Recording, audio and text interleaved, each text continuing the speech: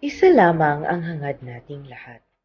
Siguraduhing naaabot ng bawat batang Pilipino kahit sa pinakamalalayong parte man ng bansa ang kalidad ng edukasyong nararapat para sa kanila.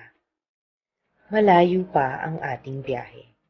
Ganunpaman, sa isang taong paglalakbay ngayong 2023, sa kabila ng mga tulay at pagsubok na kailangang tawirin at mga unos na dumating, nasimulan na nating tahakin ang daan tungo sa ating adhikain. Matatag tayong kumikilos sa tinaharap ang mga hamon ng pagkakataon at patuloy na naglakbay upang maabot ang isang panatag at matatag na kinabukasan. Bago tayo tuluyang magpaalam sa taong lumipas, samahan niyo kaming magbalik tanaw sa ating biyaheng 2023. Nagsimula po ang ating biyahe sa pag-usisa ng mga balakid na dapat masolusyonan para sa magiging kapanatagan ng mga guro at mag-aaral. Noong Enero, isinagawa natin ang Basic Education Report kung saan iniulat ang mga hamong ating kinakaharap. Kaakibat ng BER, inilunsad natin ang matatag agenda, ang blueprint ng DepEd para sa pagresolba ng mga hamon sa basic education sa bansa.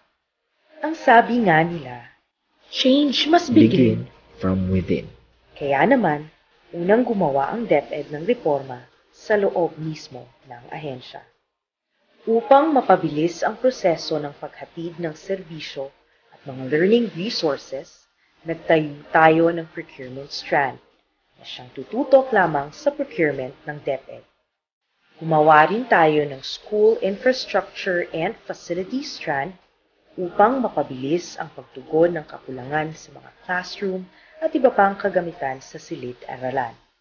Sa taong 2023, nakapagpatayo tayo ng 2,201 classrooms, nakapag-prepare ng 1,274,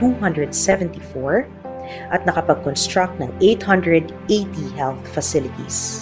Alam natin lahat ang hirap ng daan papunta sa malalayong lugar at eskwelahan. Kaya tuloy-tuloy rin ang pagpapatayo natin ng last mile school classrooms. Ngayong taon, 45 na ang nakumpleto at tuloy-tuloy pa rin ang konstruksyon ng iba pang LMS sa iba't ibang sites. Aasahan po ninyong walang preno ang DepEd sa paglikha ng mga proyekto para sa kabataang Pilipino. Isa rin sa naging prioridad ng biyahe natin ngayong taon ay ang internet connectivity sa mga paaralan. Sa kasalukuyan, mayroon ng 25 schools na napili upang magkaroon ng Starlink connection.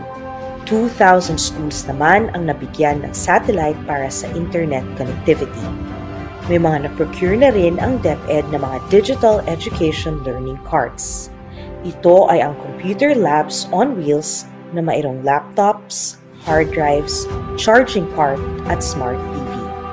Pasikot-sikot man ang mga daan para sa ating tagumpay, patuloy tayong uusad. Patuloy tayong maglalakbay. Ngayong taon, inilunsad din natin ang matatag curriculum para sa K-10. Sa gabay ng ating matatag curriculum, mas binigyang focus ang foundational skills sa literacy at numeracy sa ating early grades, particular sa ating mga disadvantaged learner. Hindi ngayon ang oras para magpahinga. Sa pagbubukas ng school year, nag-pilot program na agad tayo ng matatag curriculum sa 35 na mga paaralan sa 7 rehiyon ng bansa. Hindi tayo hihinto sa pagbiyahe. Upang masiguro ang learning recovery mula sa epekto ng pandemya, ipinatupad natin ang National Learning Camp na bukas para sa lahat at isasagawa taon-taon. Sa biyahe natin, hindi pwedeng maiwan at malagpasan ang kaligtasan ng mga mag-aaral. Kaya naman, inilunsad ng DepEd ang Learner Rights and Protection Office o LRPO at ang Learners Telesafe Contact Center Helpline na tutugon sa kanilang mga pangangailangan at concerns pagdating sa anumang uri ng pang-aabuso. Naging makulay din ang ating biyahe para sa mga mag-aaral. Matapos ang 3 taon ng pandemya, binalik natin ang in-person na pagdaraos ng palarong pambansa kasabay ang Learners Convergence, gayon din ang National Schools Press Conference at National Festival of Talents. Malinaw ang naging direksyon ng DepEd. Alam natin ang kahalagahan ng nutrisyon at pagkain sa mga mag-aaral.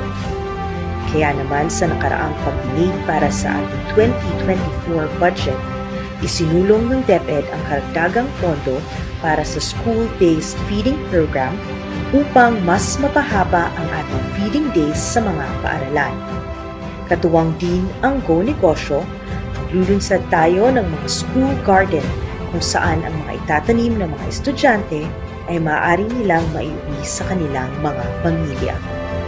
Sa biyaheng ito, gusto nating ligtas sa ating mga guro, may maaayos na trabaho at makapag-focus sa pagtuturo. Patid natin ang sangkatutak na administrative task na pinapasa sa kanilang mga bagong bayani. Kaya naman, sinisikap nating mailabas bago matapos ang taon ang guidelines para sa removal ng administrative task ng mga guro. Nagsimula na rin ang DepEd sa pag-hire ng mga administrative personnel na siyang gagawa ng mga administrative tasks sa ating mga paaralan. Ma'am, Sir, dinig namin ang inyong mga hinahin. Kaya naman nakipagtulungan tayo sa GSIS para mabigyan ng express lanes at dedikadong account officers sa mga DepEd personnel. Nagbigay rin ang DepEd ng GSIS Personal Accident Insurance kung saan maaaring makakuha ng accidental death or dismemberment hanggang 100,000 at medical reimbursement feature for accident-related injuries na hanggang 30,000 ang mga kawani na makaiibsan sa mga gastusing hatid ng work and non-work-related accidents. Maaasahan ng mga guro na walang preno ang DepEd sa pagkalap ng mga karagdagang tulong at benepisyo, pinansyal man o hindi. May mga lubak man sa daan, patuloy pa ring tatahaki ng mga tulay ng hamon tungo sa ating mga pangarap. Malayo pa ang biyahe, subalit hindi tayo hihinto hanggang sa maihatid sa bawat pamilyang Pilipino ang isang edukasyong matatag. Sa naging biyahe natin ngayong 2023, nagpapasalamat kami sa inyo sa patuloy na pagsuporta sa kinabukasan ng ating kabataan at sa patuloy na pagmamahal sa Pilipinas. Sabay-sabay nating sasalubungin ang bagong taon, ang bagong bukas, tungo sa isang matatag na Pilipinas. Isang bansang makabata, batang makabansa.